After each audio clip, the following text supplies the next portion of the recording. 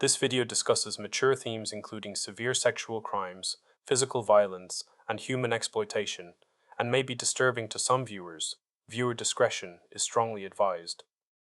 On November 12, 2025, a once well-regarded figure in his local community took the stand to face horrific charges. Accused of treating two siblings like property for a decade, and with a mountain of evidence and testimonies against him, he said they were all telling lies.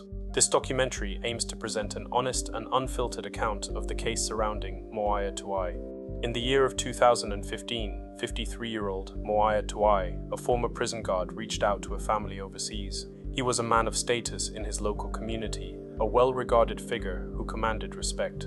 He offered to help two teenage siblings, a brother and a sister, immigrate to New Zealand for what was quoted as a better future.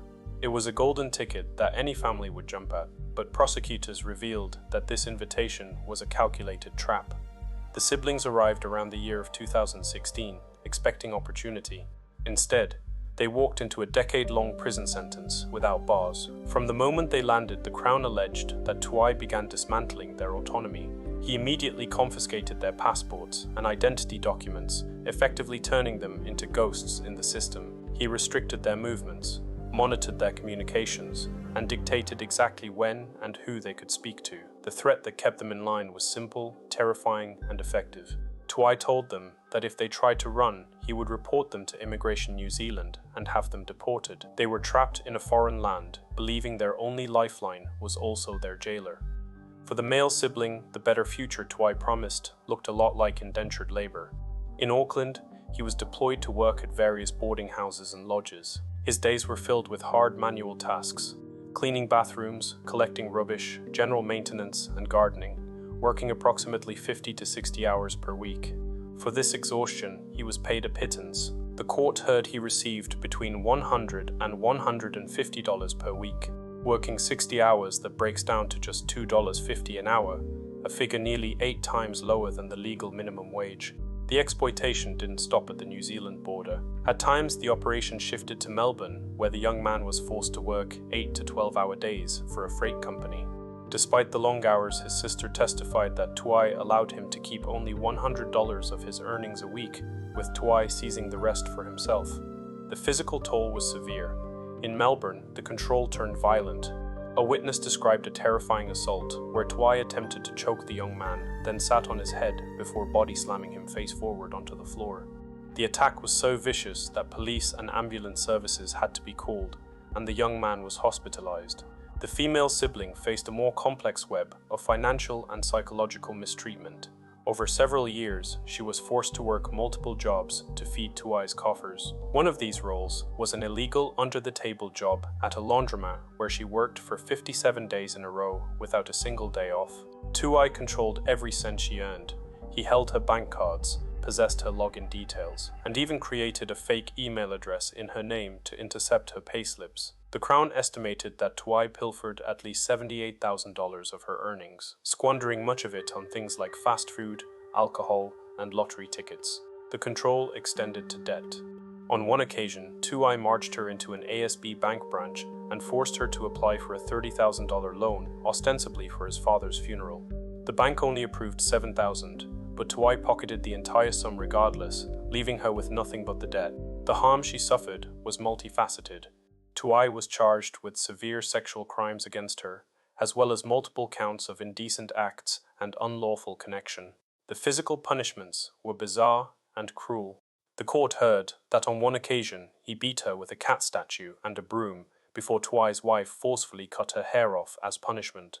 But perhaps the most insidious abuse was the forced isolation. When Tuai feared she was getting too close to a male co-worker, he forced her to file a false 4-letter R-word complaint against the innocent man. She testified that he threatened her with a hiding if she refused. By coercing her into destroying an innocent man's reputation, he didn't just silence her, he made her complicit in a crime, binding her to him through shared guilt and fear. The wall of silence began to crack in 2020. The male victim learned his partner was pregnant, and the drive to protect his unborn child spurred him to action. He managed to escape custody, but the cost of his freedom was leaving his sister behind in Tuai's grip for another 4 years. It wasn't until 2024 that she, now an adult, could make her own escape. When she finally fled, Tuai didn't reflect on his actions.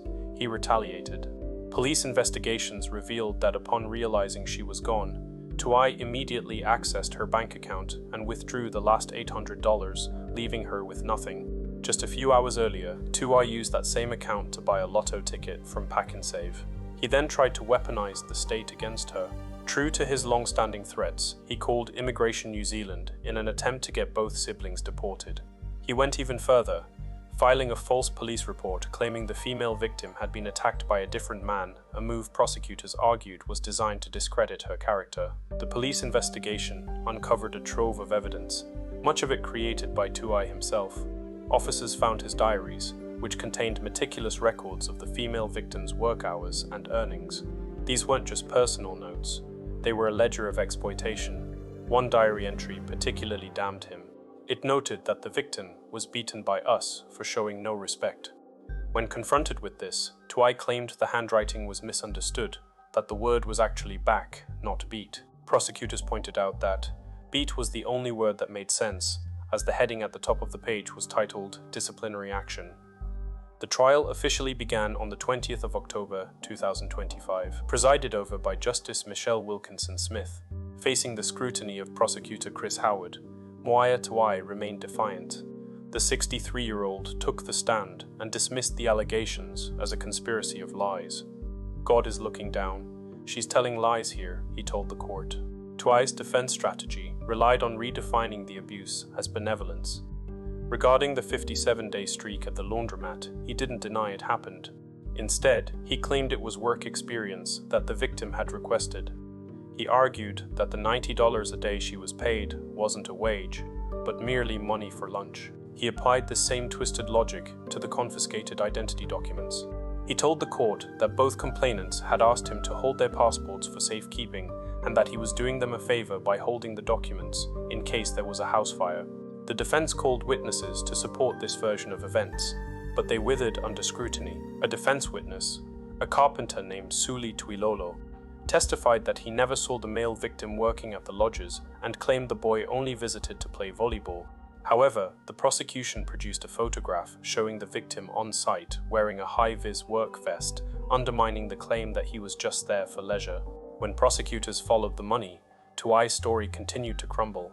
The court heard that while Tuai was on a benefit with no legitimate income, his bank records showed $6,267 in unexplained cash deposits, which Tuai claimed came from his KiwiSaver account. Prosecutor Howard dismantled the claim, pointing out that KiwiSaver providers don't just pay out in stacks of physical cash. Tuai tried to spin a similar story regarding the bank cards, insisting he wasn't controlling the victim, but helping her. I tried to train her how to use it, but she didn't. She just wanted me to use it for her, he told the court. Ultimately, Tuai portrayed himself as the only honest person in the room. Howard asked him point blank, "Are you saying that all of these people are lying, and you're the only one telling the truth?" Tuai replied, "Counsel, I'm saying to you, they're all saying lies. I'm telling the truth."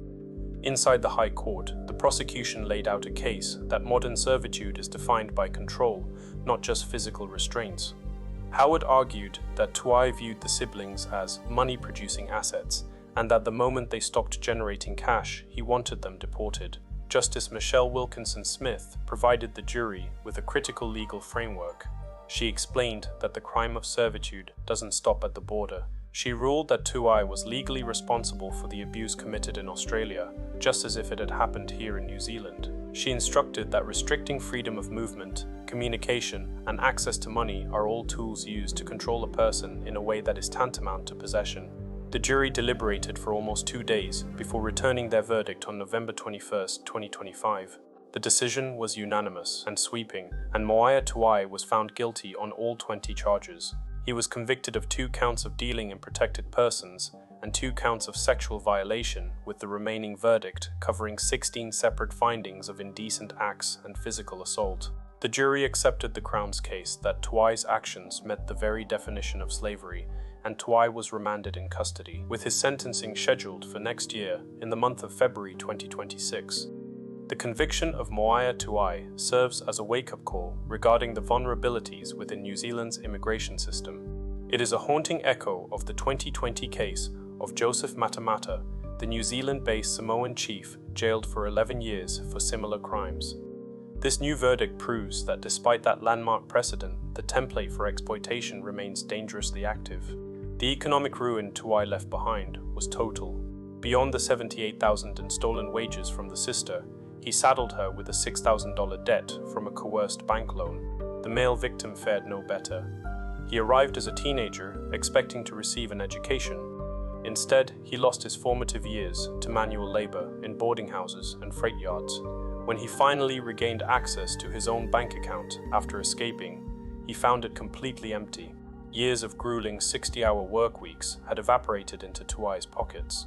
The psychological scars are perhaps even deeper. Beyond the physical violence, the court heard how Tuai systematically isolated the female victim, forcing her to destroy her own reputation and betray a co-worker just to survive. For the brother, the trauma was compounded by survivor's guilt, forced to choose between saving his pregnant partner and leaving his sister behind. This case proves that exploitation is not an archaic concept. It is much a modern, sophisticated crime that thrives on isolation, fear, and the manipulation of trust. What are your thoughts on how we can better protect immigrants from this kind of exploitation in New Zealand? And do you find it strange that the people perpetuating these crimes tend to target those from their own communities? Share your perspectives in the comments below. If you found this documentary informative, please consider liking this video and subscribing for more in-depth explorations of often overlooked, lesser-known stories. Who else would you like to see us detail next? Your engagement helps us continue to shed light on otherwise unheard narratives.